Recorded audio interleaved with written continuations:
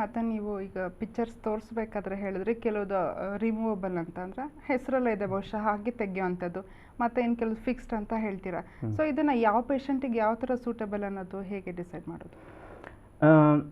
Fixed treatment ಅದು next ಅದು third ಆಪ್ಷನಿಗೆ ಬರ್ತೀನಿ. ಥರ್ಡ್ ಟ್ರೀಟ್ಮೆಂಟ್ ವೆರೈಟಿಗೆ ನಾನು ಇನ್ನು ಫರ್ದರ್ ಹೇಳೋದಂತಿದ್ದೆ. ಸೊ ಅದು ನಾನು ನೆಕ್ಸ್ಟ್ ಹೇಳ್ತೀನಿ. ರಿಮೂವಬಲ್ ಅಪ್ಲೈನ್ಸು ಅಂತ ಹೇಳಿ ನೀವು ಕ್ವಶನಿಗೆ 12 ವರ್ಷದೊಳಗೆ ರಿಮೂವಬಲ್ ಅಪ್ಲೈನ್ಸ್. ರಿಮೂವಲ್ ಅಪ್ಲೈನ್ಸಲ್ಲಿ ಸುಮಾರು ಥರ ಬರುತ್ತೆ. ಮಯೋಫಂಕ್ಷನಲ್ ಅಪ್ಲೈನ್ಸ್ ಅಂತ ಹೇಳ್ತೀವಿ.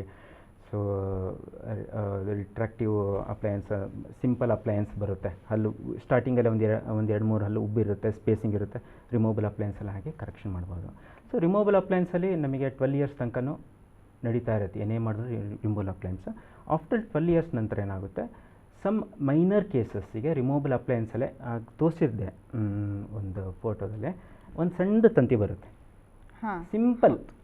ಸಿಂಪಲ್ ಅಪ್ಲೈನ್ಸ್, ರಿಮೂವಬಲ್ ಅಪ್ಲೈನ್ಸ್ ಅಂತ ಹೇಳ್ತೀವಿ. ಅದಕ್ಕೆ ಹೌಲೆಸ್ ಅಪ್ಲೈನ್ಸ್ ಅಂತ ಹೇಳ್ತೀವಿ. ಸಿಂಪಲ್, ಅದು ಎಲ್ಲ ಹಲ್ಲು ಮಧ್ಯೆ ಅಂದರೆ ಮುಂದ್ಗಡೆ ಇರೋ ಹಲ್ಲು ಗ್ಯಾಪ್ ಇದ್ದಾಗ ಕ್ಲೋಸ್ ಮಾಡಲಿಕ್ಕೆ ಅದು ಅಡಲ್ಟ್ಸಿಗೆ 12 ವರ್ಷ ಆಗಿದ ಮೇಲೆ ಯಾವಾಗಾದರೂ ಯೂಸ್ ಮಾಡೋವಂಥದ್ದು. ಅದರಿಂದ ಲಿಮಿಟೇಷನ್ಸ್ಗಳಿದೆ. ಎಲ್ಲ ಟೈಪು ಟ್ರೀಟ್ಮೆಂಟ್ ಮಾಡಲಿಕ್ಕೆ ಬರಲ್ಲ ರಿಮೂವಬಲ್ ಅಪ್ಲೈನ್ಸಲ್ಲಿ. Then we have to go for fixed orthodontic treatment ಅಂತ ಬರುತ್ತೆ. ಓಕೆ ಡಾಕ್ಟರ್, ಈಗ ಟ್ರೀಟ್ಮೆಂಟ್ ಇನ್ ಪ್ರೊಸೀಜರ್ಸ್ ಅಂದರೆ ನೀವು ಯಾವ ರೀತಿ ಕೇಸಸ್ ಈಗ ಹೇಳಿದ್ರಿ ಯಾರಿಗೆಲ್ಲ ಅವಶ್ಯಕತೆ ಇದೆ ಅಂತ, ಅಂದರೆ ಒಂದು ರೀತಿ ಅದು ಆ ರೀತಿ ಪೇಷಂಟ್ಸಿಗೆ ಒಬ್ಬ ಸೂಟಬಲ್ ಫಾರ್ ಆ ಟ್ರೀಟ್ಮೆಂಟ್ ಅಂತ ಹೇಳ್ತೀವಿ. ಸೊ ಆಗ ಪ್ರೊಸೀಜರ್ ಯಾವ ರೀತಿ ಇರುತ್ತೆ? ಸೊ ಡೈರೆಕ್ಟಾಗಿ ನೀವು ಸ್ಟಾರ್ಟ್ ಮಾಡ್ತೀರಾ ಏನು ಟ್ರೀಟ್ಮೆಂಟ್ ಆರ್ಥೋಡಾಂಟಿಕ್ ವೈರ್ಸ್ ಹಾಕೋದನ್ನು, ಅಥವಾ ಅದನ್ನು ಒಂದು ಸ್ಟೇಜ್ ಬೈ ಸ್ಟೇಜ್ ಏನಾದರೂ ಕರೆಕ್ಷನ್ಸ್ ಮಾಡೋದಿರುತ್ತಾ? So stage by stage definitely ಇರುತ್ತೆ. ಒಂದೇ ಸರ್ತಿ ಪೇಷಂಟ್ ಬಂದು ನೋಡಿದ ತಕ್ಷಣ ಟ್ರೀಟ್ಮೆಂಟ್ ಮಾಡಲಿಕ್ಕೆ ಹೋಗಲ್ಲ. ಫಸ್ಟ್ ಏನು ಮಾಡ್ತೀವಿ, ಪೇಷಂಟ್ ತಕ್ಷಣ ಬರ್ತಾರೆ ಕೌಂಟ್ನು ಮಾಡ್ತೀವಿ. ಅಂದರೆ ಯಾವ ಏಜಿಗೆ ಬರ್ತಾರೆ ಪೇಷಂಟು ಅದು ನಾವು ತಲೆಯಲ್ಲಿ ಇಟ್ಕೊತೀವಿ. ಈ ಮೇಜರ್ ಪ್ರಾಬ್ಲಮ್ ಏನು, ಆ ಏಜಿಗೆ ಬಂದಿದ್ದಾರೆ ಅಂದರೆ ನಾನು ಒಂದು ಐಡಿಯಾ ಗೊತ್ತಿರುತ್ತೆ. 12 ವರ್ಷದೊಳಗೆ ಬಂದಿದ್ದಾರೆ ಈ ಪ್ರಾಬ್ಲಮ್ ಇರ್ಬೋದು. 12 ವರ್ಷ ನಂತರ 12ರಿಂದ 20 ವರ್ಷದೊಳಗೆ ಬಂದಿರ್ತಾರೆ ಅಂದರೆ ಅವ್ರ ಪ್ರಾಬ್ಲಮ್ಮೇ ಬೇರೆ ಥರ ಇರುತ್ತೆ. ಸೊ ನನಗೆ ಒಂದು ಅಂದಾಜು ಗೊತ್ತಾಗ್ಬಿಡುತ್ತೆ. ಸೊ ಬಂದ ತಕ್ಷಣ ಏನಾಗುತ್ತೆ, ನಾವು ಫಸ್ಟ್ ಏನು ಮಾಡ್ತೀವಿ, ಟ್ರೀಟ್ಮೆಂಟ್ ಆಸ್ಪೆಕ್ಟಲ್ಲಿ ಈ ಟೈಪ್ ಆಫ್ ಮೇಜರ್ ಟ್ರೀಟ್ಮೆಂಟ್ ಅವ್ರು ಫಸ್ಟ್ ಏನು ಹೇಳ್ತಾರೆ, ಏನು ಪ್ರಾಬ್ಲಮ್ ಇದೆ ಅಂತ ಕೇಳ್ಕೋಬೇಕು ಫಸ್ಟ್ ನಾವು ಡಾಕ್ಟರ್ ಇದ್ದವರು. ಯಾಕಂದರೆ ಏನೋ ಒಂದು ಸೊಲ್ಯೂಷನ್ ಪ್ರಾಬ್ಲಮಿಗೆ ಬಂದಿರ್ತಾರೆ ಅವರು. ಅವರಿಗೆ ಕರೆಕ್ಟ್ ಮನಸ್ಸಿಗೆ ಸಮಾಧಾನ ಆಗೋಂಥದ್ದು ಟ್ರೀಟ್ಮೆಂಟ್ ಮಾಡಿ ಸಮಾಧಾನ ಮಾಡಿ ಕಳಿಸಿದ್ರೆ ಅವರು ಫರ್ದರ್ ಟ್ರೀಟ್ಮೆಂಟಿಗೆ ಕಂಟಿನ್ಯೂ ಮಾಡ್ಕೊತಾರೆ. ಹೇಗೆ ಫಸ್ಟ್ ಬಂದಾಗ ನಾವು ಎಕ್ಸ್ಪ್ಲೇನ್ ಮಾಡಬೇಕಾಗುತ್ತೆ, ಈ ಥರ ಪ್ರಾಬ್ಲಮ್ ಇದೆ, ಅದಕ್ಕೆ ಕಾರಣ ಏನು, ಸೊ ಟ್ರೀಟ್ಮೆಂಟ್ ಪಾಸಿಬಿಲಿಟೀಸ್ಗಳು ಏನೇನು, ಸೊ ಅದು ನಾವು ಎಕ್ಸ್ಪ್ಲೇನ್ ಮಾಡಬೇಕು ವಿತ್ ಫೋಟೋಗ್ರಾಫ್ಸ್. ಈಗೆಲ್ಲ ಲೇಟೆಸ್ಟ್ ಅಡ್ವಾನ್ಸ್ ಇದೆ, ಕಂಪ್ಯೂಟರೈಸ್ ಇದೆ, ಅದು ಟ್ರೀಟ್ಮೆಂಟ್ ಮಾಡಿದಂಥದ್ದು ಮಾಡೆಲ್ಸ್ಗಳಿದ್ದಾವೆ. ಅದೆಲ್ಲ ತೋರಿಸ್ಬಿಟ್ಟು ನಾವು ಪೇಷಂಟಿಗೆ ಫಸ್ಟ್ ಸ್ಟೆಪ್ಪಲ್ಲಿ ಮಾಡ್ತೀವಿ. ಸೆಕೆಂಡ್ ಸ್ಟೆಪ್ಪಲ್ಲಿ ಏನು ಮಾಡ್ತೀವಿ, ನಾವು ಡಯಾಗ್ನೋಸಿಸ್ ಮಾಡಿ ಅದು ಪೇಷಂಟಿಂದ ಮಾಡೆಲ್ ಮಾಡ್ಕೊಂಡು ಒಂದು ರೇಡಿಯೋಗ್ರಾಫ್ಸ್ ತೊಗೋಬೇಕಾಗುತ್ತೆ. ರೇಡಿಯೋಗ್ರಾಫ್ಸ್ ತೊಗೊಂಡ್ಬಿಟ್ಟು ಯಾವ ಥರ ಪ್ರಾಬ್ಲಮ್ ಇದೆ, ಹೇಗೆ ಈಗ 12 ವರ್ಷ ಒಳಗೆ ಯಾವ ಥರ ಪ್ರಾಬ್ಲಮ್ ಇದೆ, 12 ವರ್ಷ ನಂತರದ್ದು ಏನು ಪ್ರಾಬ್ಲಮ್ ಇದೆ, ಅದೆಲ್ಲ ಡಯಾಗ್ನೋಸಿಸಿಂದನೇ ಸಪ್ರೇಟ್ ಪಾರ್ಟ್ ಇರುತ್ತೆ. ಡಯಾಗ್ನೋಸಿಸ್ ಮಾಡಿ ತಕ್ಷಣ ನಾವು ಅದಕ್ಕೆ ಬೇಕಾದಂಥದ್ದು ಟ್ರೀಟ್ಮೆಂಟು ಮಾಡ್ಬೋದು. ಓಕೆ, ಈಗ ಪೇಷಂಟ್ಸ್ಗೆ ಇನ್ನೂ ಬೇರೆ ರೀತಿಯ ಪ್ರಾಬ್ಲಮ್ಸ್ ಇರ್ಬೋದು. ಲೈಕ್ ಫಾರ್ ಎಕ್ಸಾಂಪಲ್ ಈಗ ಅವ್ರಿಗೇನೋ ಹಲ್ಲು ಕೇರೀಸ್ ಅಂತ ಏನು ಹೇಳ್ತೀವಿ, ಹುಳುಕ ಹಲ್ಲಿನ ಪ್ರಾಬ್ಲಮ್ ಇರ್ಬೋದು, ಅಥವಾ ಕೆಲವ್ರು ನೀಟಾಗಿ ಇಟ್ಕೊಂಡಿರಲ್ಲ, ಹೈಜೆನಿಕ್ ಪ್ರಾಬ್ಲಮ್ಸೇ ಇರ್ಬೋದು. ಸೊ ಅದನ್ನೆಲ್ಲ ಫಸ್ಟು ಕರೆಕ್ಷನ್ಸ್ ಮಾಡ್ಕೋಬೇಕಾಗತ್ತಾ ಇದಕ್ಕೆ? ಡೆಫಿನೆಟ್ಲಿ. ಯಾಕಂದರೆ ಇದು ನೆಕ್ಸ್ಟ್ ನಾವು ಸ್ಟೇಜಿಗೆ ಬಂದಾಗ ಈಗ ಫಿಕ್ಸ್ಡ್ ಆರ್ಥೋಡಾಂಟಿಕ್ ಟ್ರೀಟ್ಮೆಂಟ್ ಅಂದಾಗ ಪರ್ಮನೆಂಟ್ ಇರೋವಂಥದ್ದು ಯಾರು ನೋಡಿರ್ತಾರೆ ಎಲ್ಲರೂ, ಕಾಲೇಜು ಸ್ಕೂಲು ಹುಡುಗಿಯರು ಹಲ್ಲಿಗೆ ಒಂದು ಮೆಟಲ್ ಹಾಕೊಂಡು ಅಪ್ಲೈನ್ಸ್ ಹಾಕೊಂಡು ಅದೊಂದು ಫ್ಯಾಷನ್, ಅದೊಂದು ಟೈಪ್. ಸೊ ಅದು ಲೈಕ್ ಆ ಥರ ಟ್ರೀಟ್ಮೆಂಟ್ ಫಿಕ್ಸ್ ಅಂದರೆ ಆ ಟೈಪ್ ಬರುತ್ತೆ, ಫಿಕ್ಸ್ ಆರ್ಥೋಡಾಂಟಿಕ್ ಟ್ರೀಟ್ಮೆಂಟ್ ಅನ್ನೋದು. ನಿಮ್ಮ ಪ್ರಶ್ನೆಗೆ ಅದು ಯಾವ ಥರ ಅಂದರೆ ಹಲ್ಲು ಉಳ್ಕ ಇರ್ಬೋದು, ಮೇಜರ್ ಬೇರೆ ಏನಾದರೂ ಪ್ರಾಬ್ಲಮ್ ಇರ್ಬೋದು ಅಂಥದ್ದು ಫಸ್ಟ್ ಅದಕ್ಕೆ ಕರೆಕ್ಷನ್ ಮಾಡಬೇಕಾಗುತ್ತೆ. ಯಾಕೆ ಅಂದರೆ ಇದು ಫಿಕ್ಸ್ಡ್ ಆರ್ಥೋಡಾಂಟಿಕ್ ಟ್ರೀಟ್ಮೆಂಟ್ ಫಿಕ್ಸ್ ಇರುವಂಥದ್ದು ಅಪ್ಲೈನ್ಸ್ ಬಾಯಲ್ಲಿ ನಮ್ಮಲ್ಲಿ ಏನಾಗುತ್ತೆ, ವರ್ಷಾಂಗಟ್ಟಲೆ ನಡೆಯುವಂಥ ಟ್ರೀಟ್ಮೆಂಟು. 1 ವರ್ಷ, 1.25 ವರ್ಷ, 1.5 ವರ್ಷ, 2 ವರ್ಷ, depending upon the cases. So depending upon the cases ಮೇಲೆ ನಾವು ಏನು ಮಾಡ್ತೀವಿ, ಎಷ್ಟು ವರ್ಷ ಆಗುತ್ತೆ ಅದಕ್ಕಿಂತ ಮುಂಚೆ ಏನು ಮಾಡ್ತೀವಿ ನಾವು, ನೀವು ಹೇಳಿದ ಹಾಗೆ ಫಸ್ಟ್ ಹಲ್ಲು ಉಳುಕಾಗಿದ್ದು ಮತ್ತು ಒಂದು ಸತಿ ಕ್ಲೀನಿಂಗ್, ಹಲ್ಲು ಉಳುಕ ಇರೋದಂಥದ್ದು ಎಲ್ಲದಕ್ಕೂ ಟ್ರೀಟ್ಮೆಂಟ್ ಮಾಡಿಸ್ಕೊಳ್ಬೇಕು, ಫಿಲ್ಲಿಂಗ್ ಮಾಡಿಸ್ಕೋಬೇಕು. ಮತ್ತು ಹಲ್ಲು ಓರಲ್ ಹೈಜೀನ್ ಚೆನ್ನಾಗಿದೆಯಲ್ಲ ಅದನ್ನು ನೋಡ್ತೀವಿ ನಾವು. ಓರಲ್ ಹೈಜೀನ್ ಚೆನ್ನಾಗಿರಲಿಲ್ಲ ಅಂದರೆ ಅದಕ್ಕೆ ಸ್ಕೇಲಿಂಗ್ ಅಂತ ಮಾಡಿ ಒಂದು ಅಪಾಯಿಂಟ್ಮೆಂಟ್ ಫುಲ್ ಕಂಪ್ಲೀಟ್ ಸ್ಕೇಲಿಂಗ್ ಮಾಡ್ಕೊತೀವಿ. ಸ್ಕೇಲಿಂಗ್ ಮಾಡಾದಮೇಲೆ ನಾವೇನು ಮಾಡ್ತೀವಿ, ನಾವು ಸೊ ನಾವು ನಮ್ಮ ಟ್ರೀಟ್ಮೆಂಟ್ ಪ್ಲ್ಯಾನ್ ಮಾಡ್ತೀವಿ. ಹಲ್ಲು ತೆಗಿಬೇಕೋ ಬೇಡ, ಟ್ರೀಟ್ಮೆಂಟ್ ಮಾಡಬೇಕೋ, ತೆಗೆದಿಲ್ಲ ಟ್ರೀಟ್ಮೆಂಟ್ ಮಾಡಬೇಕು. ಸೊ ಫಸ್ಟ್ ತುಂಬ ಜನ ಕೂಡ ಅದು ಹೇಳ್ತಾರೆ, ಕ್ಲಿಪ್ ಹಾಕಿಸ್ಕೋಬೇಕು ಅಂತ ಹೇಳ್ತಿರ್ತಾರೆ, ಆದರೆ ಎಲ್ಲ ನಾನು ಅವಾಯ್ಡ್ ಮಾಡಿದೆ. ಯಾಕೆ ಅಂದರೆ ಡಾಕ್ಟ್ರು ಹಲ್ಲು ತೆಗೆಸ್ಕೋಬೇಕು ಅಂತ ಹೇಳಿದ್ರು ಅಂತೇಳಿ ಅದಕ್ಕೆ ಕೂಡ ಕೆಲವರು ಜನ ಹೆಸಿಟೇಟ್ ಮಾಡ್ತಾರೆ. ಇದು ಯಾವಾಗ ಸರ್, ಯಾವ ಟೈಮಲ್ಲಿ ನೀವು ಆ ರೀತಿಯ ಹಲ್ಲು ತೆಗ್ಸೋಕೆ ಡಿಸಿಷನ್ ತೊಗೊಳ್ತೀವಿ ಅಂತ? ಸೊ ಏನಾಗುತ್ತೆ, ಎಲ್ಲರಿಗೂ ಒಂದು ಭಯ ಇದೆ, ಕ್ಲಿಪ್ಪಿನ ಟ್ರೀಟ್ಮೆಂಟ್ ಮಾಡಿಸ್ಕೋಬೇಕು ಅಂದರೆ ಹಲ್ಲು ತೆಗಿಲೇಬೇಕು ಅಂತಂದು. ಚೆನ್ನಾಗಿರೋ ಹಲ್ಲು ತೆಗೆಸ್ಕೋಬೇಕು ಅಂತ ಯಾರಿಗಾದ್ರು ಇದಾಗುತ್ತೆ, ಪಿಟಿ ಅನಿಸುತ್ತೆ. ಆಬ್ವಿಯಸ್ಲಿ ನಾನು ಆ ಸ್ಟೇಜಲ್ಲಿ ನನಗೂ ಅನಿಸುತ್ತೆ. ಬಟ್ ನನ್ನ ಡ್ಯೂಟಿ ಏನೋ ಅದು ಆ್ಯಕ್ಚುಲಿ ಏನು ಹೇಗೆ ಅಂತ ಹೇಳ್ಬೋದು ನಾನು ಕ್ಲಿಯರಾಗಿ ಒಂದು ಎಕ್ಸ್ಪ್ಲೇನ್ ಮಾಡಿ ಕೊಡ್ತೀನಿ. ಬಟ್ ಟ್ರೀಟೆಡ್ ಮಾಡಿದಂಥದ್ದು ಕೇಸು ಹಲ್ಲು ತೆಗಿಲೇಬೇಕು ಅಂತದ್ದು ಏನಿಲ್ಲ, ಡೆಫಿನೆಟ್ಲಿ ತೆಗಿಬೇಕು ಅಂತ ಏನಿಲ್ಲ. ಅದೊಂದು ಹೆದರಿಕೆ ಇದೆ. ಬಟ್ ಏನಾಗುತ್ತೆ ಅಂದರೆ ಕೆಲವರಿಗೆ ಹಲ್ಲು ತೆಗಿಲೇಬೇಕು, ಕೆಲವರಿಗೆ ತೆಗೆದಿಲ್ಲದೂ ಟ್ರೈ ಮಾಡ್ತೀವಿ. ಸೊ ಎಗೇನ್ ದ ಕೇಸ್ ಮೇಲೆ ಹೋಗುತ್ತೆ, ಯಾವ ಥರ ಕೇಸ್ ಇದೆ, ಹಲ್ಲು ಸೈಜ್ ಯಾವ ಥರ ಇದೆ, ಸಣ್ಣದಿದೆಯೋ ದೊಡ್ಡದಿದೆಯೋ, ಜಾ ಯಾವ ಥರ ಇದೆ, ಜಾ ಭಾಳ ಮುಂದೆ ಇದೆಯೋ, ಉಬ್ಬಿದೆಯೋ, ಹಲ್ಲು ಭಾಳ ಉಬ್ಬಿದೆಯೋ ಅಂಥವರಿಗೆ ಹಲ್ಲು ತೆಗಿಬೇಕಾಗುತ್ತೆ. ಕೆಲವ್ರಿಗೆ ಏನಾಗುತ್ತೆ, ಹಲ್ಲು ಮಧ್ಯೆ ಮಧ್ಯೆ ಸ್ಪೇಸಿಂಗ್ ಇರುತ್ತೆ, ಆ ಸ್ಪೇಸಿಂಗ್ ಇಟ್ಕೊಂಡೇ ಸಾಕು ನಮಗೆ ಹಲ್ಲೆಲ್ಲ ಹಿಂದೆ ಸರಿಸ್ಬೋದು. ಕೆಲವು ಕೇಸಸ್ಸಿಗೆ ನಾವು ಮಾಡಿದಂಥದ್ದು cases, some of the cases ತೋರಿಸ್ತೀನಿ, ಪಿಕ್ಚರ್ಸ್ ಇದೆ. ಸೊ ವಕ್ರವಾಗಿದೆ, ಎಲ್ಲೂ ಸ್ಪೇಸಿಂಗ್ ಇಲ್ಲ, ಆದರೂ ನಾವು ಸ್ಪೇಸ್ ಕ್ರಿಯೇಟ್ ಮಾಡಿ ನಾವು ಟ್ರೀಟ್ಮೆಂಟ್ ಮಾಡಿದಂಥದ್ದು ಕೇಸು ಇದ್ದಾವೆ. ಸೊ ಅದೊಂದು ತೋರಿಸಿದ್ರೆ ತೋರಿಸ್ಬೋದು. ಎಲ್ಲದೂ ಕೂಡ ಅವ್ರ ಮೇಲೆ ಡಿಪೆಂಡ್. ಇದು ನೋಡಿ, ಇದು ಎಲ್ಲರೂ ಹೆದರ್ಕೋಬೇಕಂತದ್ದೇನಿಲ್ಲ. ಇದು ಕೇಸು ಯಾವುದು ಎಷ್ಟು ವಕ್ರವಾಗಿದೆ ನೋಡಿರಿ. ಈಗ ಪೇಷಂಟ್ ನನ್ನ ಹತ್ರ ಬಂದಾಗ she was around second PUC ಓದ್ತಾ ಇದ್ದು ಹುಡುಗಿ, ಅದು ಫಸ್ಟ್ PUC ಸೆಕೆಂಡ್ PUC. ಅವಳಿಗೆ ಸ್ಕೂಲಲ್ಲೇ ಇರಬೇಕಾದ್ರೆ ಟ್ರೀಟ್ಮೆಂಟ್ ಮಾಡಿಸ್ಕೋಬೇಕು ಅಂತ ಭಾಳ ಆಸೆ ಇತ್ತು. ಬಟ್ ಹಲ್ಲು ತೆಗಿಬೇಕು ಅನಿವಾರ್ಯ ಅಂತ, ಹಲ್ಲು ತೆಗಿಬೇಕು ಅನ್ನೋದು ಏನಾಯ್ತದು ಪೋಸ್ಟ್ಪೋನ್ ಆಗ್ತಾ ಬಂತು. ಹುಡುಗಿಯರಿಗೆ ಯಾವುದೋ ಒಂದು ಸ್ಟೇಜಲ್ಲಿ ಅನಿಸುತ್ತೆ, ಹೌದು ನಾ ಈಗ ತಡ್ಕೊಳಕ್ಕಾಗಲ್ಲ, ಇಟ್ಸ್ ಟೂ ಲೇಟ್, ನಾನು ಮಾಡಿಸ್ಕೊಳ್ಳೇಬೇಕು ಅಂತ ಹೇಳಿ. ಸೊ ಹಾಗೆ ಬಂದಿದ್ದಾರೆ before treatment. So second PUC ಓದ್ತಾ ಇದ್ಲು. ಅವ್ರ ಪೇರೆಂಟ್ಸ್ ಎಲ್ಲ ಫೋರ್ಸ್ ಮಾಡಿ, ಇಲ್ಲ ಡಿಗ್ರಿ ಆಯಿತು, ಡಿಗ್ರಿ ಆದಮೇಲೆ ನಿನಗೆ ಇದ್ದೇ ಇದೆ ಮಾಮೂಲಿ. ಸೊ ಅದಕ್ಕೆ ಏನಾಗುತ್ತೆ, ಫಸ್ಟಿಗೆ ಟ್ರೀಟ್ಮೆಂಟ್ ಗೊತ್ತಿಲ್ಲ, 1 ವರ್ಷ 2 ವರ್ಷ ತೊಗೊಳುತ್ತೆ. ಅದಕ್ಕೆ ಸೆಕೆಂಡ್ PUCಲೇ ಕರ್ಕೊಂಬಂದರು. ಬಹುಶಃ ಪೇರೆಂಟ್ಸಿಗೂ ಆ ಟೈಮಲ್ಲಿ ಅವ್ರಿಗೆ ಅನಿಸುತ್ತೆ, ನನ್ನ ಮಗಳು ದೊಡ್ಡವಳಾಗ್ತಾ ಇದ್ದಾಳೆ, ನೆಕ್ಸ್ಟ್ ಡಿಗ್ರಿ ಓದ್ತಾ ಇದ್ದಾರೆ, ಮುಂದೆ ಈಗ ಮದುವೆ ಆ ಟೈಮ್ ಅಲ್ಲಿ ಎಲ್ಲಿ ಪ್ರಾಬ್ಲಮ್ ಆಗುತ್ತೋ ಅಂತ ಹೇಳಿ ಆದಷ್ಟು ಬೇಗ ಕರೆಕ್ಷನ್ಸ್ ಮಾಡ್ಕೊಳಕ್ಕೆ ಆ ಟೈಮಲ್ಲಿ ಮುಂದೆ ಬರ್ತಾರೆ. ಹೌದು, ಎಸ್ಪೆಷಲಿ ಆ ಟೈಮಲ್ಲಿ ಬರ್ತಾರೆ. ಬಟ್ ನಾನು ತೋರಿಸಿದಂಥದ್ದು ಕೇಸು ಅದು ಯಾವುದು ಹಲ್ಲು ತೆಗ್ದಿಲ್ಲ, ಯಾವುದು ಹಲ್ಲು ತೆಗ್ದಿಲ್ಲ ಟ್ರೈ ಮಾಡಿದ್ದು ನಾನು ಅದು. ಸೊ ಕೆಳಗಡೆ ಮಾತ್ರ ಒಂದು ಹಲ್ಲು ಮಾತ್ರ ತೆಗೆದಿದ್ವಿ, ಅದು ಸಮ್ ಪರ್ಟಿಕ್ಯುಲರ್ ಕೇಸ್. ಇದೇ ಕೇಸ್ ಒಂದೇ ಒಂದು ಹಲ್ಲು ಮಾತ್ರ, ಅದು ಎಷ್ಟು ಹಲ್ಲು ಕೆಳಗೆ ಹಿಂದೆ ಮುಂದೆ ಇದೆ, ಮತ್ತು ಮೇಲ್ಗಡೆ ಹಲ್ಲು ನೋಡಿ ಎಷ್ಟು ಹಿಂದೆ ವಕ್ರವಾಗಿದೆ. ಸೊ ಅದು ಮೇಲ್ಗಡೆ ಹಲ್ಲು ಯಾವುದು ಹಲ್ಲು ತೆಗ್ದಿಲ್ಲ, ಪೂರ್ತಿ ಅಲೈನ್ಮೆಂಟ್ ಆಗಿದೆ. ಕೆಳಗಡೆದು ಅಷ್ಟೇ ಪೂರ್ತಿ ಅಲೈನ್ಮೆಂಟ್ ಆಗಿದೆ. ಸೊ ಇದು ಏನಾಗುತ್ತೆ, ಅಷ್ಟು ಮೇಲೆ ಇರೋ ಹಲ್ಲನ್ನು ಕೂಡ ಕೆಳಗಡೆ, ಆಬ್ವಿಯಸ್ಲಿ ಈಗಿರೋ ಅಡ್ವಾನ್ಸ್ ಟೆಕ್ನಿಕ್ ಟ್ರೀಟ್ಮೆಂಟಲ್ಲಿ, ಫಿಕ್ಸ್ ಆರ್ಥೋಡಾಂಟಿಕ್ ಟ್ರೀಟ್ಮೆಂಟಲ್ಲಿ ನಾವು ಯಾವ ಥರ ಬೇಕು, ಅಲ್ಲಿ ಯಾವುದೇ ಪೊಸಿಷನಲ್ಲಿರಲಿ, ಹೆಂಗೆ ಇರಲಿ ಮಾಡ್ಬೋದು ನಾವು ಟ್ರೀಟ್ಮೆಂಟ್. ಕರೆಕ್ಟ್ ಪೊಸಿಷನಲ್ಲಿ ಡೆಫಿನೆಟಾಗಿ ಮಾಡ್ಬೋದು. ಬಟ್ ಏನಪ್ಪ ಅಂದರೆ ಕರೆಕ್ಟ್ ಟೈಮಿಗೆ ಕರ್ಕೊಬೇಕು. ಅವರಿಗೂ ಅರ್ಜೆಂಟ್ ಬರಬಾರ್ದು. ಅಂದರೆ ಡಾಕ್ಟ್ರೆ ಬೇಗ ಮಾಡಿ ಟ್ರೀಟ್ಮೆಂಟ್ 1 ವರ್ಷ ಆಯಿತು ಅಂತ ಹೇಳಬಾರ್ದು. ಬಟ್ ನಮ್ಮ ಕಡೆಯಿಂದ ಏನಾಗುತ್ತೆ, ಕೇಸ್ 1 ವರ್ಷ, 1.25 ವರ್ಷ, 1.5 ವರ್ಷ ತನಕನೂ ತೊಗೊಳ್ತೀವಿ ನಾವು ಕೇಸಸ್. ಅಂದರೆ ಆ ಪೀರಿಯಡ್ ಡ್ಯೂರೇಷನ್ ಟ್ರೀಟ್ಮೆಂಟ್ ನಡೆಯುತ್ತೆ, ಅವರಿಗೂ ಸಮಾಧಾನ ಇರಬೇಕಷ್ಟೇ. ಬಟ್ ಡೆಫಿನೆಟ್ಲಿ 100% ರಿಸಲ್ಟ್ ಕೊಡ್ಬೋದು, ಯಾವುದೇ ಕೇಸ್ ಹೆಂಗೆ ಇರಲಿ.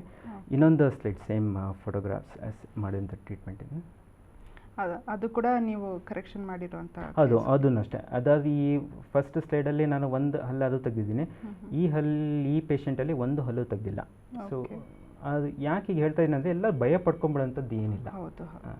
ಸಮ್ ಕೇಸಸ್ ಬರುತ್ತೆ, ಯಾಕಂದರೆ ಯಾಕೆ ಆ ಡಿಸಿಷನ್ ತೊಗೊಂಡೆ ಅಂದರೆ, ಎಲ್ಲ ಹಲ್ಲುಗಳು ನಾರ್ಮಲ್ ಸೈಜಲ್ಲಿದೆ. ಮತ್ತು ಫೇಸ್ ಪ್ರೊಫೈಲ್ ಅಂತ ಇದೆ, ಅದು ಫೋಟೋಗ್ರಾಫ್ಸಲ್ಲಿ ತೋರಿಸ್ತೀನಿ.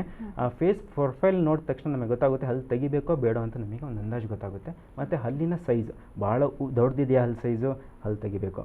ಹಲ್ಲು ಸೈಜ್ ನಾರ್ಮಲ್ ಇದೆ, ವಕ್ರವಾಗಿದೆ, ಏನೂ ತೆಗೆದು ಬೇಡ, ಹಾಗೆ ನಾವು ಸ್ಪೇಸ್ ಕ್ರಿಯೇಟ್ ಮಾಡಿ ನಾವು ಟ್ರೀಟ್ಮೆಂಟ್ ಮಾಡ್ಬೋದು. ಸೊ ಯಾವುದಕ್ಕೂ ಒಂದ್ಸಲ ಅವರು ವೈದ್ಯರನ್ನ ಕಂಡಾಗ ಗೊತ್ತಾಗುತ್ತೆ, ಅವ್ರು ಹೇಳ್ತಾರೆ, ಅಡ್ವೈಸ್ ಮಾಡ್ತಾರೆ. ಹೌದು, ಅವ್ರ ಮನೆಯಲ್ಲೇ ಏನೋ ತಿಳ್ಕೊಂಡು ಹಲ್ಲು ತೆಗಿತಾರಪ್ಪ, ಬೇಡ ಡಾಕ್ಟರ್ ಹತ್ರ ಹೋಗೋದು ಬೇಡಪ್ಪ, ಹಲ್ಲು ತೆಗಿತಾರೆ, ಚೆನ್ನಾಗಿರೋ ಹಲ್ಲು. ಬಟ್ ಅನಾವಶ್ಯಕವಾಗಿ ಹೆದರ್ಕೊಳ್ಳೋ ಅವಶ್ಯಕತೆ ಇರಲ್ಲ. ವೀಕ್ಷಕರು ಯಾವ ಕಾರಣಕ್ಕೂ ಹೆದರ್ಕೋಬೇಡಿ. ಯಾಕಂದರೆ ಹಲ್ಲು ತೆಗಿಯೋದಂಥದ್ದು ಪರಿಸ್ಥಿತಿ ಬಂದ್ರೂ ನಾವು ಹಲ್ಲು ತೆಗ್ಬಿಟ್ಟು ಮಾಡೋವಂಥ ಪರಿಸ್ಥಿತಿ ಬರುತ್ತೆ ಯಾಕಂದರೆ ಒಂದು ಪರ್ಸೆಂಟೇಜ್ ಲೆಕ್ಕದಲ್ಲಿ 100%ಅಲ್ಲಿ ಒಂದು ಒಬ್ರು ಈ ವಿಷಯನ ಮತ್ತೆ ಮುಂದುವರ್ಸೋಣ. ಒಬ್ಬ ವೀಕ್ಷಕರು ಕರೆ ಮಾಡಿದ್ದಾರೆ, ಅವ್ರ ಜೊತೆ ಮಾತಾಡೋಣ. ಹಲೋ, ಓಕೆ, ತಾಂತ್ರಿಕ ಕಾರಣದಿಂದ ಕರೆ ಕಟ್ ಆಗಿದೆ. ಹೇಳಿ ಡಾಕ್ಟರ್. ಸೊ ಅದು ಎಲ್ಲರಿಗೂ ಹಲ್ಲು ತೆಗಿಬೇಕು ಅಂತದ್ದೇನಿಲ್ಲ. ಅಂದರೆ ಸಮ್ ಆಫ್ ದ ಕೇಸಸ್ಸಿಗೆ ಈಗ ಪೇಷಂಟ್ಸು ಡಾಕ್ಟರ್ ಹತ್ರ ಯಾಕೆ ಬರ್ತಾರೆ ಅಂದರೆ ಹಲ್ಲು ಉಬ್ಬಿದೆ ಅಂತಲೇ ಬರೋರು. ಖಂಡಿತ ತುಂಬ ಜನ ಸಮಸ್ಯೆ ಅದೇ ಆಗಿರುತ್ತೆ. ಅದೇ ಹಲ್ಲು ಉಬ್ಬಿದೆ ಅಂತಲೇ ಬರೋದು. ಅಂಥವ್ರಿಗೆ ಏನಾಗುತ್ತೆ, ನಾವು 100%ಅಲ್ಲಿ ಒಂದು 60 to 70% ಹಲ್ಲು ತೆಗ್ಬಿಟ್ಟು ಮಾಡ್ತೀವಿ. ಓಕೆ. ಸಮ್ ಆಫ್ ದ ಯಾಕಂದರೆ ಹಲ್ಲು ಮೇಜರ್ ಪ್ರಾಬ್ಲಮ್ ಹಲ್ಲು ಉಬ್ಬಿದೆ ಅಂತಲೇ. ಎಷ್ಟು ಹಲ್ಲು ತೆಗಿತೀವಿ? ಅಗೇನ್ ಕೇಸ್ 1, 2, 3 ಅಥವಾ 4 ಹಲ್ಲು, ಮ್ಯಾಕ್ಸಿಮಮ್ 4 ಹಲ್ಲು ಓಕೆ ಅಷ್ಟೇ, ಮತ್ತು ಅದಕ್ಕಿಂತ ಜಾಸ್ತಿ ತೆಗೆಯಲ್ಲ. ಬಟ್ ತೆಗೆದ್ರೂ ಟ್ರೀಟ್ಮೆಂಟು ಕ್ಲೀನಾಗಿ ಕರೆಕ್ಟಾಗಿ ಆಗುತ್ತೆ. ತೆಗ್ದಿರೋ ಹಲ್ಲು ಏನಿದೆ ಗ್ಯಾಪ್ ಇರುತ್ತಲ್ಲ, ಮುಂದ್ಗಡೆ ಇರೋ ಹಲ್ಲು ಕ್ಲೀನಾಗಿ ಜೋಡ್ಕೊಂಡ್ಬಿಡುತ್ತೆ. ಒಂದು ಸತಿ ಟ್ರೀಟ್ಮೆಂಟ್ ಆದಮೇಲೆ ಯಾರಿಗೂ ಗೊತ್ತಾಗಲ್ಲ. ಅದು ನೀವು ತೆಗ್ದಿದ್ದೀರೋ ಅಂತಲೂ ಟ್ರೀಟ್ಮೆಂಟ್ ಮಾಡಿಸ್ಕೊಂಡು ಹಲ್ಲು ತೆಗ್ಬಿಟ್ಟು ಟ್ರೀಟ್ಮೆಂಟ್ ಮಾಡಿಸ್ಕೊಂಡು ಯಾರಿಗೂ ಗೊತ್ತಾಗಲ್ಲ. ಅಲ್ಲಿ ಯಾವುದೇ ರೀತಿ ಖಾಲಿ ಜಾಗನೂ ಇರೋದಿಲ್ಲ, ಅಲ್ಲಿ ಹಲ್ಲು ತೆಗ್ದಿದ್ದಾರೆ ಅನ್ನೋದು ಕೂಡ ಯಾವುದೇ ಗುರುತು ಇರೋದಿಲ್ಲ ಅಂತ ಹೇಳ್ತೀರಾ. ಖಂಡಿತ ಡಾಕ್ಟರ್, ಇದ್ರ ಬಗ್ಗೆ ಮತ್ತಷ್ಟು ಮಾಹಿತಿನ ನಿಮ್ಮಿಂದ ಪಡ್ಕೊಳ್ತೀವಿ. ಅದಕ್ಕೆ ಮುಂಚೆ ನಾವು ಕಾರ್ಯಕ್ರಮದಲ್ಲಿ ಒಂದು ವಿರಾಮ ತಗೊಳ್ಳೋಣ. ವೀಕ್ಷಕರೇ, RX ವೈದ್ಯ ನಾರಾಯಣ ಹರಿ ಕಾರ್ಯಕ್ರಮದಲ್ಲಿ ಮತ್ತೊಂದು ವಿರಾಮ.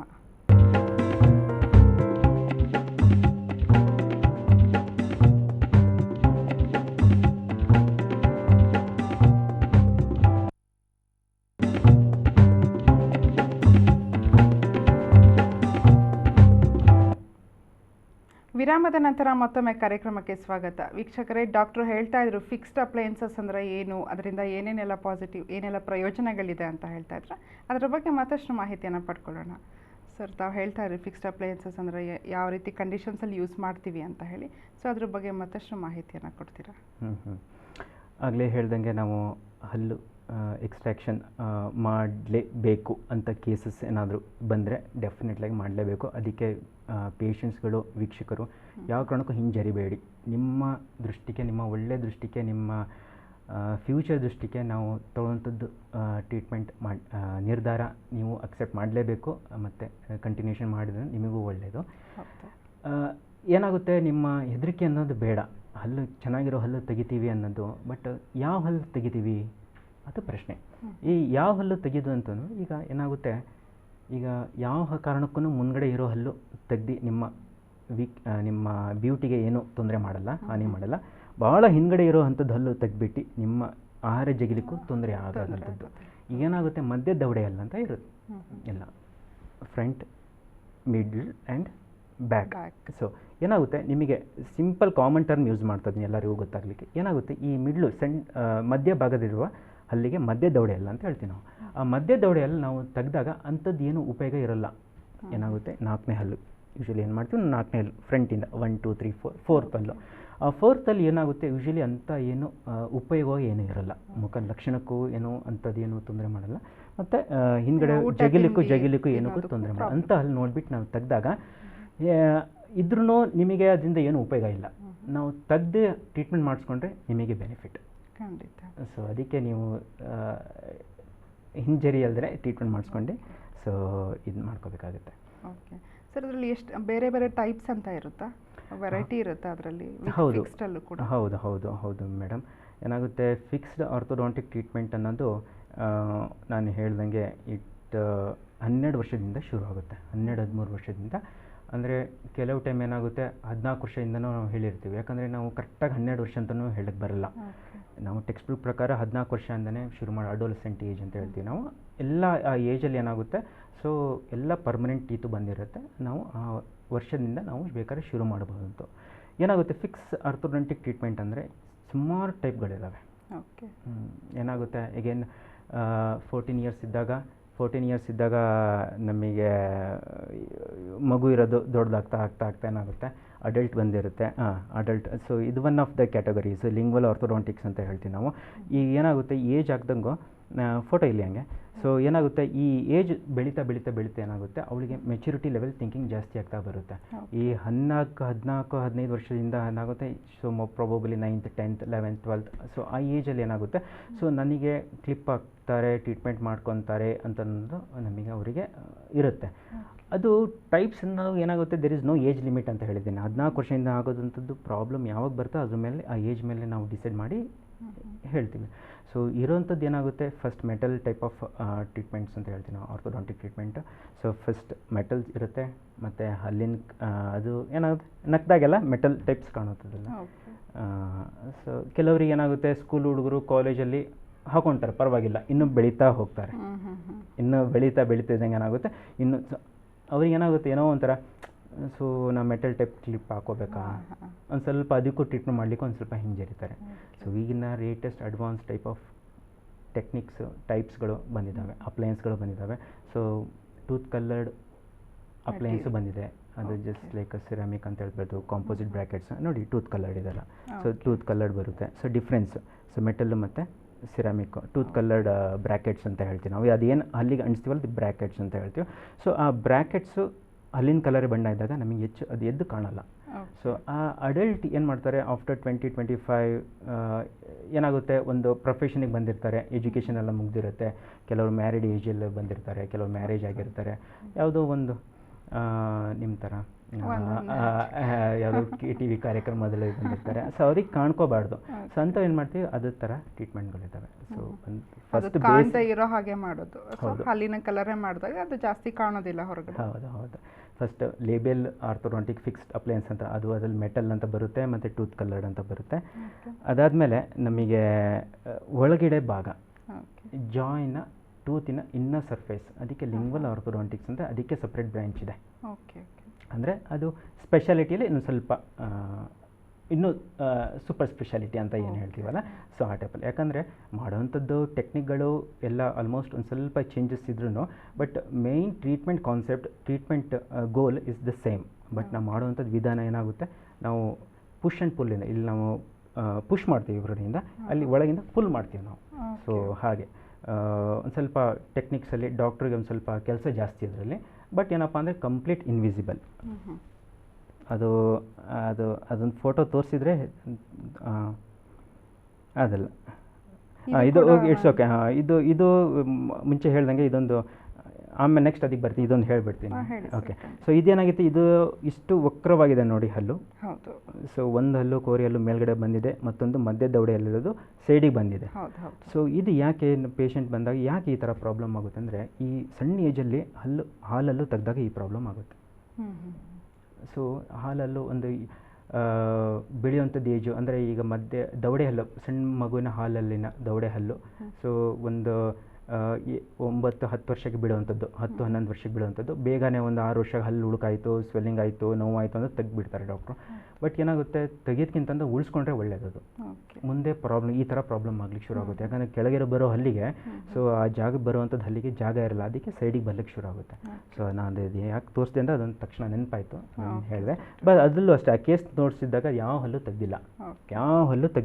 ಸೊ ಆ ಹಲ್ಲು ತೆಗ್ದಿಲ್ಲಂಗೆ ಟ್ರೈ ಮಾಡಿದ್ವಿ, ಆಯಿತಾ. ಇದು ಲಿಂಗ್ವಲ್ ಆರ್ಥೋಡಾಂಟಿಕ್ಸ್ ಅಂದರೆ ಇದು ಏನಾಗಿದೆ, ಬ್ರ್ಯಾಕೆಟ್ಸ್ ಅಂತ ಏನಿದೆಯವಲ್ಲ, ಮೆಟಲ್ ಬ್ರ್ಯಾಕೆಟ್ಸ್ ಒಳಗಡೆ ಭಾಗದಲ್ಲೇ ನಾವು ಹಾಕೋದಂಥದ್ದು, ಮುಂದ್ಗಡೆ ಯಾರಿಗೂ ಕಾಣಲ್ಲ. ಮೋಸ್ಟ್ ಲೇಟೆಸ್ಟ್ ಆರ್ಥೋಡಾಂಟಿಕ್ ಟ್ರೀಟ್ಮೆಂಟಲ್ಲಿ ನಡೀತಾ ಇರೋಂಥದ್ದು ಇದು ಇನ್ವಿಸಿಬಲ್ ಆರ್ಥೋಡಾಂಟಿಕ್ಸ್ ಅಂತ ಹೇಳ್ತೀವಿ ನಾವು. ಇನ್ವಿಸಿಬಲ್ ಅಂತ ಹೇಳಿದ್ರಿ.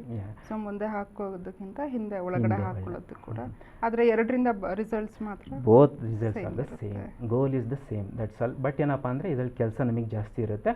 ಬಟ್ ಪೇಷಂಟ್ಸಿಗೆ ಕಂಫರ್ಟಬಲ್ ಅಂದರೆ psychological they will be comfortable, like psychological comfortable ಇರುತ್ತೆ. ಮತ್ತೇನಾಗುತ್ತೆ, ಕೆಲವರು ಪೇಷಂಟ್ಸ್ ಕೇಳ್ತಾರೆ, ಡಾಕ್ಟ್ರೆ ಇದು ನಮಗೆ ನಾಲ್ಗೆಗೆ ಮಾತಾಡಲಿಕ್ಕೆ ಏನಾದರೂ ತೊಂದರೆ ಅನಿಸುತ್ತಾ, ಯಾಕಂದರೆ ಒಳಗಡೆ ಭಾಗದಲ್ಲಿ ಇರುತ್ತಲ್ಲ, ಅದಕ್ಕೆ ಅಂಥದ್ದು ಏನು ಸಮಸ್ಯೆ ಅಂಥದ್ದು ಏನೂ ಇರೋಲ್ಲ. ಏನಿದ್ರು ಒಂದು ಟೈಮ್ ಬೀಯಿಂಗ್ 2 to 3 ಡೇಸ್ ಅಷ್ಟೇ ಮಾತಾಡಲಿಕ್ಕೆ, ನಾಲ್ಗೆ ಮಾತಾಡಲಿಕ್ಕೆ ಒಂದು ಸ್ವಲ್ಪ ಅಡ್ಡ ಬರಂಗೆ ಅನಿಸುತ್ತೆ ಅಷ್ಟೇ. ಆಮೇಲೆ ಏನೂ ಪ್ರಾಬ್ಲಮ್ ಬರಲ್ಲ. ನನ್ನ ಪೇಷಂಟ್ಸ್ಗೆಲ್ಲ ಹಾಕಿ ಟ್ರೀಟ್ಮೆಂಟ್ ಮಾಡ್ತಾ ಇದ್ದೀನಿ ಸುಮಾರು ಕೇಸಸ್ಸಿಗೆ. ಸೊ 1-2-3 ಡೇಸ್ ಏನೋ ಕಾನ್ಸೆಪ್ಟ್ ಇರುತ್ತೆ, ಅಯ್ಯೋ ಮಾತಾಡ್ಲಿಕ್ಕೆ ಬರಲ್ಲ ನಂಗೆ, ಹಂಗಾಗುತ್ತೆ ಹಿಂಗಾಗುತ್ತೆ, ಏನೂ ಇಲ್ಲ. ಸ್ಟಾರ್ಟಿಂಗ್ 1-2-3 ಡೇಸ್ ಅಷ್ಟೇ. ಮುದುಕರು ದೊಡ್ಡ ಡೆಂಚರಿ ಹಾಕೊಳ್ತಾರೆ. ಸೊ ಇದು ಸಣ್ಣ ಅಪ್ಲಯನ್ಸ್ ಅಷ್ಟೇ, ಏನೂ ಆಗಲ್ಲ. ಈ ಫೋಟೋಗ್ರಾಫಲ್ಲಿ ನೋಡಿ, ಕೆಲವರಿಗೆ ಹಲ್ಲು ತೆಗಿಬೇಕೋ ಬೇಡ ಅಂತ ಡಿಸೈಡ್ ಆಗುತ್ತೆ ಇದಕ್ಕೆ. ಯಾಕಂದರೆ ಪ್ರೊಫೈಲ್ ಅಂತ ತೋರಿಸ್ತೀವಿ. ಫಸ್ಟ್ ಇರೋದು ಸ್ಟ್ರೈಟ್ ಪ್ರೊಫೈಲ್, ಅದು ಕಟ್ಟಾಗಿದೆ, ಸ್ಟ್ರೈಟ್ ಆಗಿರುತ್ತೆ ಅಂಥದ್ದು. ಯೂಶ್ವಲಿ ಏನು ಮಾಡ್ತೀವಿ, ಹಲ್ಲು ತೆಗೆದೂ ಮಾಡ್ಬೋದು, ತೆಗೆದಿಲ್ಲನೂ ಟ್ರೈ ಮಾಡುವಂಥದ್ದು. ಆ ಪ್ರೊಫೈಲಲ್ಲಿ ಸ್ಟ್ರೈಟ್ ಇರುತ್ತೆ. ಈಗ ಇದು ನೋಡಿ, ಇದು ಕಾನ್ವೆಕ್ಸ್ ಅಂದರೆ ಉಬ್ಬಿರೋಂಥದ್ದು ಹಲ್ಲು ಅಂತ ಇಂಥ ಕೇಸಸ್ ಬಂದಾಗ ನಾವು ಡೆಫಿನೆಟ್ಲಿ ಹಲ್ಲು ತೆಗಿಲೇಬೇಕು, ತೆಗ್ದೇ ಮಾಡಬೇಕಾಗುತ್ತೆ. ಮತ್ತೇನು ಬೇರೆ ವಿಧಾನ ಇಲ್ಲ. ಬಟ್ ಅದು ಫಸ್ಟಲ್ಲಿ ಇದರದ್ದು ಅಲ್ಲಿ ತೆಗ್ದೂ ಮಾಡ್ಬೋದು, ತೆಗೆದಿಲ್ಲೂ ಟ್ರೈ ಮಾಡ್ಬೋದು. ಬಟ್ ಸೆಕೆಂಡ್ B-ಯಲ್ಲಿ ಏನಿದೆಯಲ್ಲ, ಅದು ತೆಗ್ಬಿಟ್ಟೆ ಮಾಡಬೇಕು, ಯಾಕಂದರೆ ಹಲ್ಲು ಭಾಳ ಉಬ್ಬಿದೆ. ಬಟ್ ಸಮ್ ಆಫ್ ದ ಕೇಸಸ್ಸಿಗೆ, ಭಾಳ ಕಮ್ಮಿ ಕೇಸಸ್ಸಲ್ಲಿಗೆ ನಾವೇನು ಮಾಡ್ತೀವಿ, ತೆಗೆದಿಲ್ಲೂ ಟ್ರೈ ಮಾಡ್ಬೋದು. ಬಟ್ ಆ ಟೂತ್ ಸ್ಟ್ರಕ್ಚರ್ ಮೇಲೆ ಡಿಪೆಂಡ್ ಆಗುತ್ತೆ, ಸೈಜ್ ಮೇಲೆ ವೇರಿಯೇಷನ್ ಇರುತ್ತೆ. ಮತ್ತು ಥರ್ಡ್ C-ಯಲ್ಲಿ ಇರೋದಂಥದ್ದು ಒಂಥರ ಕೇವ್ ಅಂತ ಹೇಳ್ತೀವಿ ನಾವು, ಸ್ವಲ್ಪ ಬಚ್ ಟೈಪ್ ಬಾಯ್ ಟೈಪ್ ಇದೆ, ಯಾಕಂದರೆ ಹಲ್ಲುಗಳೆಲ್ಲ ಒಳಗೆ ಹೋಗಿದೆ. ಸೊ ಯೂಶ್ವಲಿ ಏನಾಗುತ್ತೆ, ನಾವು ಇಂಥದ್ದು ಕೇಸಸ್ಸಿಗೆ ಹಲ್ಲು ತೆಗೆದು ಮಾಡ್ಬೋದು, ಆದಷ್ಟು ತೆಗೆದಿಲ್ಲ ಟ್ರೈ ಮಾಡ್ತೀನಿ. ಯಾಕಂದರೆ ಹಲ್ಲು ಆಲ್ಮೋಸ್ಟ್ ಒಳಗಿದೆ, ಬಾಯಿ ತುಟಿ ಎಲ್ಲ ಒಳಗಿದೆ. ಇನ್ನೂ ಹಲ್ಲು ತೆಗೆದ್ರೆ ಇನ್ನೂ ಪ್ರಾಬ್ಲಮ್ ಆಗೋಂಥ, ಅಂದರೆ ಲಕ್ಷಣ ಚೆನ್ನಾಗಿ ಆಗಲ್ಲ. ಅದಕ್ಕೆ ಏನು ಮಾಡ್ತೀವಿ, ಆದಷ್ಟು ಹಲ್ಲು ತೆಗೆದಿಲ್ಲ ನನಗೆ ಟ್ರೈ ಮಾಡಿ ಹಲ್ಲುಗಳು ನಾವೇ ಬೇಕು ಅಂತಲೇ ಮುಂದೆ ಸರಿಸ್ತೀವಿ ನಾವು. ಓಕೆ ಸರ್, ಇದರ ಬಗ್ಗೆ ನಾವು ಮತ್ತಷ್ಟು ಇನ್ಫಾರ್ಮೇಷನ್ ತಗೊಳ್ಳೋಣ. ಒಬ್ಬ ವೀಕ್ಷಕರು ಕರೆ ಮಾಡಿದ್ದಾರೆ, ಅವ್ರ ಜೊತೆ ಮಾತಾಡೋಣ. ಹಲೋ ಹಲೋ ಹಲೋ ಹಲೋ, ನಮಸ್ತೆ. ಹಲೋ, ಕೇಳಿಸ್ತಿದ್ಯಮ್ಮ? ಕೇಳ್ತಾ ಇದೆ, ಹೇಳಿ. ಹಾಂ, ನಿಮ್ಮ ಹೆಸರು ಹೇಳಿ. ನನ್ನ ಹೆಸರು ಗಾಯತ್ರಿ ಅಂತ. ಗಾಯತ್ರಿ ಅವರೇ, ಡಾಕ್ಟ್ರ್ ಜೊತೆ ಮಾತಾಡಿಮ್ಮ. ಅಲ್ಲ ಸರ್, ಕೇಳ್ತಾ ಇಲ್ಲ ಮೇಡಮ್ ಸರಿ. ಓಕೆ, ನಿಮ್ಮ ಸಮಸ್ಯೆ ಏನು ಹೇಳಿಮ್ಮ? ಸರ್, ನನ್ನ ಮಗಳಿಗೆ 12 ವರ್ಷ ಅದೇ ಕ್ಲಿಪ್ ಹಾಕ್ಸ್ಬೇಕಿತ್ತು. ಓಕೆ, ಮಾತಾಡಿ ಸರ್. ನಿಮ್ಮ ಸಮಸ್ಯೆ ಏನು ಅಂತ ಹೇಳಿದ್ರೆ ನಾನು ಹೇಳ್ಬೋದಮ್ಮ. ಆದರೆ ನಿಮ್ಮ ಕ್ಲಿನಿಕ್ ಎಲ್ಲ ಎಲ್ಲಿ ಬರುತ್ತೆ ಸರ್? ಯೂಶ್ವಲಿ ನಾನು ಬೇರೆ ಬೇರೆ ಸುಮಾರು ಕಡೆ ಕನ್ಸಲ್ಟೇಷನ್ಸ್ ಹೋಗ್ತೀನಿ. ಲೈಕ್ ನಿಮ್ಮ ಮಗಳಿಗೆ ಏನು ಸಮಸ್ಯೆ ಏನಂತ ಹೇಳಿ, ಯಾವ ರೀತಿ ತೊಂದರೆ ಇದೆ ನಿಮ್ಮ ಮಗಳಿಗೆ? ಸಮಸ್ಯೆ ಏನಿಲ್ಲ, ಅದೇ ಈಗ 12 ವರ್ಷ ಅವಳಿಗೆ ಕ್ಲಿಪ್ ಹಾಕ್ಸು ಹಲ್ಲು ತುಂಬಾ ಹಲ್ಲು ಮುಂದೆ ಬಂದಿದೆ. ಮುಂದೆ ಯಾವಾಗಾದ್ರು ಏನಾದ್ರು ತೋರಿಸಿದ್ರಾ ಡಾಕ್ಟರ್ ಹತ್ರ? ಅದೇ ಡಾಕ್ಟರ್ ಹತ್ರ ಎಲ್ಲ ತೋರಿಸಿದ್ವಿ. ಅದೇ ಹಲ್ಲೆಲ್ಲ ಬಿದ್ದು ಹುಟ್ಟಬೇಕು ಅಂತ ಹೇಳಿದ್ರು. ಅವ್ರಿಗೆ ಇನ್ನು ಸುಮಾರು ಬಿದ್ದು ಹುಟ್ಟದಿದೆ. ಏಜ್ ವಯಸ್ಸು 12 ವರ್ಷನಾ? 12 ವರ್ಷ. ಎಲ್ಲ ಹಲ್ಲು ಬಿದ್ದಿದ್ದಾವ, ಹಾಲಲ್ಗಳು? ಹಲೋ, ಇಲ್ಲ, ಇನ್ನು ಒಂದು 2 ಹುಟ್ಟದಿದೆ, ಬಿದ್ದಿದೆ, ಹುಟ್ಟದಿದೆ. ಓಕೆ, ಹಾಗಾದರೆ ಏನು ಮಾಡಿ ಅಂದರೆ ಇನ್ನೂ ಇನ್ನು ಸ್ವಲ್ಪ ದಿನ ಕಾಯ್ಬೋದು. ಅಂದರೆ ಇನ್ನೊಂದು 6 ತಿಂಗಳು, ಇನ್ನೊಂದು ವರ್ಷ ತನಕನೂ ಕಾಯಿರಿ. ಯಾಕಂದರೆ ಕೆಲವ್ರಿಗೆ 12 ವರ್ಷ ಅಂತಲೂ 12 ವರ್ಷ ಅಂತ ಹೇಳಲಿಕ್ಕೆ ಬರಲ್ಲ. ಕೆಲವರಿಗೆ ಲೇಟಾಗಿ ಹಲ್ಲು ಬಿಡುವಂಥದ್ದು ಇರುತ್ತೆ, ಲೇಟಾಗಿ ಹಲ್ಲು ಬರುವಂಥದ್ದು ಇರುತ್ತೆ. ಸೊ ಒಂದು 14 ವರ್ಷಕ್ಕೂ ಮಾಡುವಂಥದ್ದು ಇರುತ್ತೆ. ಏನು ಮೇಜರ್ ಏನಾದರೂ ಪ್ರಾಬ್ಲಮ್ ಇದೆಯಾ ಅಂದರೆ ಕಾಣೋದು ರೀತಿಯಲ್ಲಿ, ಸೈಡಿಂದ ನೋಡೋದ್ರಲ್ಲಿ ಮುಖದಲ್ಲಿ ಏನಾದರೂ ವ್ಯತ್ಯಾಸ? ಇಲ್ಲ, ಏನು ಪ್ರಾಬ್ಲಮ್ ಇಲ್ಲ. ವಕ್ರವಾಗಿದ್ದಾವ ಹಲ್ಲುಗಳೆಲ್ಲ? ಇಲ್ಲ, ಏನು ಇಲ್ಲ. ಬಸ್ಟ್ ಉಬ್ಬಿದೆ ಅಷ್ಟೇ ಅಲ್ವಾ? ಎಲ್ಲ ವಕ್ರವಾಗಿಲ್ಲ, ಎಲ್ಲ ಕರೆಕ್ಟ್ ಆಗಿದೆ. ಹಲ್ಲು ಉಬ್ಬಿದೆ ಮಾತ್ರ ಅಷ್ಟೇ ಅಲ್ವಾ? ಉಬ್ಬಿದೆ ಅಷ್ಟೇ. ಮತ್ತೆ ಹಲ್ಲು ಒಂದು ಸೈಜ್ ಅಂದಾಜು ನಿಮಗೆ ಗೊತ್ತಾಗುತ್ತೆ, ಸಣ್ಣದಿದೆಯಾ, ಮೀಡಿಯಮ್ ಇದೆಯಾ, ದೊಡ್ಡದಿದೆಯಾ ಅಂತ. ಹಲೋ, ಹಲ್ಲೆಲ್ಲ ಚಿಕ್ಕದಿದೆ, ಸಣ್ಣದಾಗಿದೆ. ಓಕೆ, ಹಾಗಾದ್ರೆ ಸಣ್ಣದಿದೆ ಅಂದರೆ ಆದಷ್ಟು ಹಲ್ಲು ತೆಗೆದಲೇ ಟ್ರೈ ಮಾಡ್ಬೋದು ಅನ್ಸುತ್ತೆ. ಓಕೆ, ಇನ್ನು ನೀವು ಅಂದರೆ ಆ ಹಲ್ಲು ಬರೋದನ್ನ ಬೇಕಿದ್ರೆ ವೆಯ್ಟ್ ಮಾಡಿ, ಒಂದು 6 ತಿಂಗಳು, ಒಂದು ವರ್ಷ ತನಕ ವೆಯ್ಟ್ ಮಾಡಿ. ನೀವು ಬೇಕಾದ್ರೆ ಆಮೇಲೆ ನೀವು ಡಾಕ್ಟರ್ ಹತ್ರ, ಯಾವ ಡೆಂಟಿಸ್ಟ್ ಹತ್ರ ಕಾಣಿದ್ರು ಅವರು. ಕರೆ ಮಾಡಿದ್ದಕ್ಕಾಗಿ ಧನ್ಯವಾದಗಳು. ಅದೇ ಸೇಮ್ ಎಲ್ಲರಿಗೂ ಅದೇ ಪ್ರಾಬ್ಲಮ್ ಇರುತ್ತೆ, ಇಷ್ಟು ವಯಸ್ಸಲ್ಲಿ ಇದೆ, ಏನು ಮಾಡೋದು ಅಂತ ಹೇಳಿ. ಖಂಡಿತ ಸರ್, ಮತ್ತೆ ಇದ್ರ ಬಗ್ಗೆ ಏನೇನು ಹೇಳಕ್ಕೆ ಇಷ್ಟಪಡ್ತೀನಿ? ಮತ್ತೊಂದು ಏನು ಹೇಳಕ್ಕೆ ಇಷ್ಟಪಡ್ತೀನಿ ಅಂದರೆ, ಒಂದು ಸಣ್ಣ ವಿಡಿಯೋ ತೋರಿಸ್ತೀನಿ ನಾನು. ಆ ವಿಡಿಯೋದಲ್ಲಿ ಯಾವಾಗ ಹಲ್ಲು ತೆಗ್ದೀಗ ಟ್ರೀಟ್ಮೆಂಟ್ ಮಾಡಿದ್ರೆ ಯಾವ ಥರ ಹಲ್ಲುಗಳು ಜೋಡಣೆ ಆಗುತ್ತೆ, ಹೇಗೆ ಅಲೈನ್ಮೆಂಟ್ ಆಗುತ್ತೆ ಅನ್ನೋದು ಒಂದು ಅಂದಾಜು, ಯಾಕಂದರೆ ಇದು ಲಾಂಗ್ ಟ್ರೀಟ್ಮೆಂಟು. ಇದು ನೋಡಿ, ಇದು ವೀಕ್ಷಕರೇ, ಇದೊಂದು ವಿಡಿಯೋ ನೋಡಿ. ಇದು ಯಾಕಂದರೆ ಇಲ್ಲಿ ಮೇಲ್ಗಡೆ ಮಧ್ಯ ದವಡೆ ಎಲ್ಲ ಅಂತ ಹೇಳಿದೀವಿ ನಾವು. ಮಧ್ಯ ದವಡೆ ಎಲ್ಲ ಹಲ್ಲು ತೆಗ್ದಿದ್ದೀವಿ ನಾವು, ಕ್ಲಿಪ್ ಹಾಕಿದ್ದೀವಿ. ಸೊ ನಿಧಾನಕ್ಕೆ ನೋಡಿ, ಆ ಫೇಸಲ್ಲೂ ಚೇಂಜಸ್ ನೋಡಿ, ಆ ಹಲ್ಲಿನ ಚೇಂಜಸ್ ನೋಡಿ, ಆ ಗ್ಯಾಪು ಕ್ಲೋಸ್ ಆಗುತ್ತೆ ನೋಡಿ, ಬಿಫೋರ್ ಟ್ರೀಟ್ಮೆಂಟು ಮತ್ತು ಆಫ್ಟರ್ ಟ್ರೀಟ್ಮೆಂಟ್.